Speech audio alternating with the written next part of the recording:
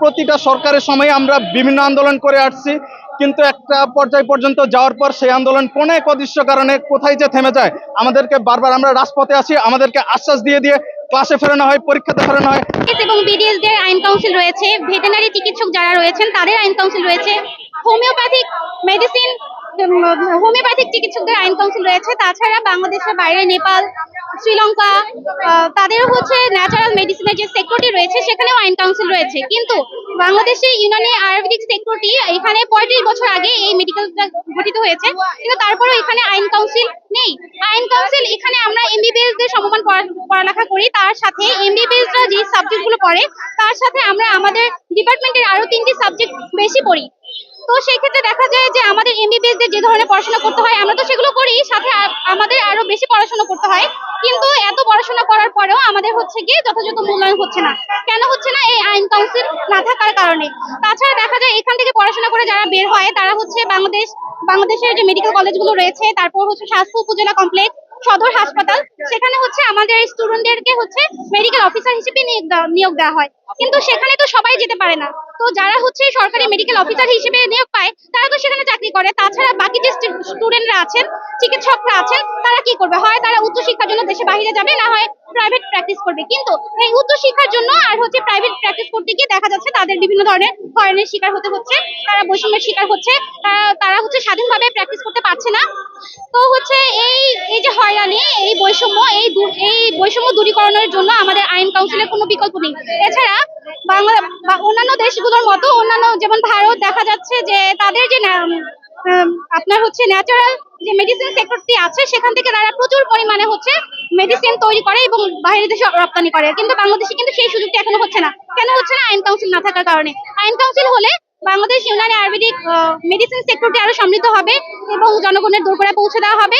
এখানে যারা চিকিৎসক আছেন তাদের যথাযথ মূল্যায়ন করা হবে।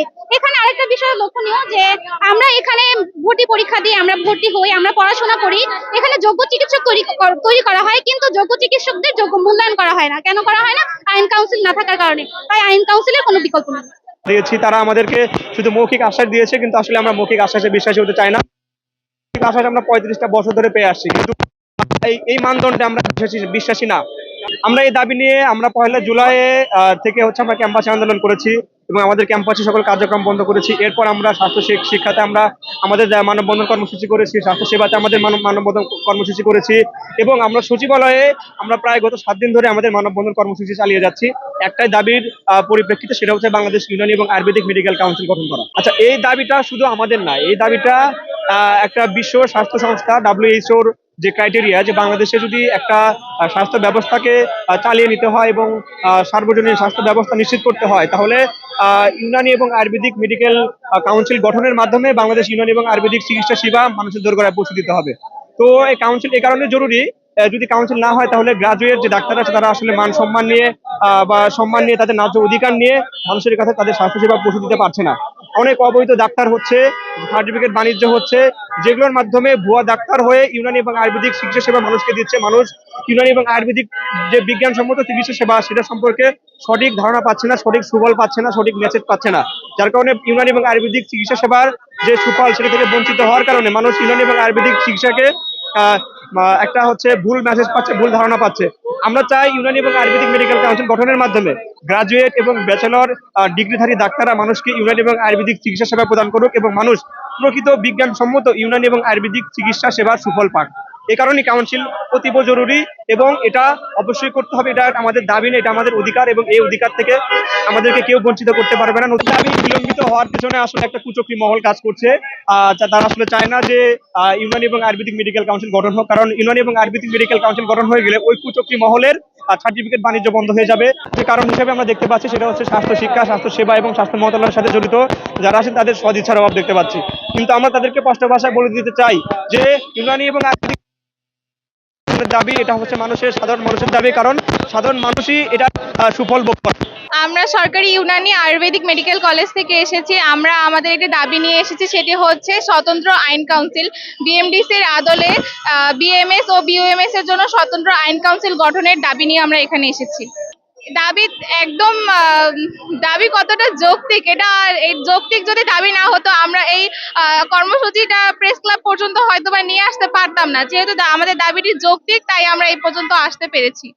বাধার কিছু নেই, একটা 35 বছরের সিস্টেম জং ধরেছিল, এত বছর স্বৈরাচাররা শাসন করেছে, তারা তাদের স্বার্থ হাসিল করেছে। আজ আমরা স্বাধীন বাংলায় আছি, স্বাধীন বাংলায় দ্বারাই আমরা দাবি করতেছি আমাদের এই আইন কাউন্সিলের জন্য, এবং আশা করা যায় অতি দ্রুত আমাদের এই আইন কাউন্সিলটি বাস্তবায়ন হবে। সেটি হচ্ছে মিরপুর 13-তে, আর হচ্ছে রওশন জাহান ইস্টার্ন মেডিকেল কলেজ, সেটি চট্টগ্রাম বিশ্ববিদ্যালয়ের অধিভুক্ত, আর বগুড়া হামদর্দ ইনস্টিটিউট এবং হামদর্দ ইনস্টিটিউট মুন্সিগঞ্জ। ছাত্রছাত্রীর সংখ্যা আমাদের প্রতি বছরই 50 জন করে ভর্তি হয় বিএমএস ও বিইউএমএস এ। তো সেই হিসেবে আনুপাতিক এখন পর্যন্ত 35 বছরে 2 থেকে 2.5 হাজারের মতো স্টুডেন্ট আমরা সরকারিভাবে বের হয়েছি। এই 35 বছরে যত স্টুডেন্ট ছিল, প্রথম থেকে 35তম ব্যাচ পর্যন্ত যত স্টুডেন্ট ছিল, তাদের সকলের একটাই দাবি এই আইন কাউন্সিল গঠন।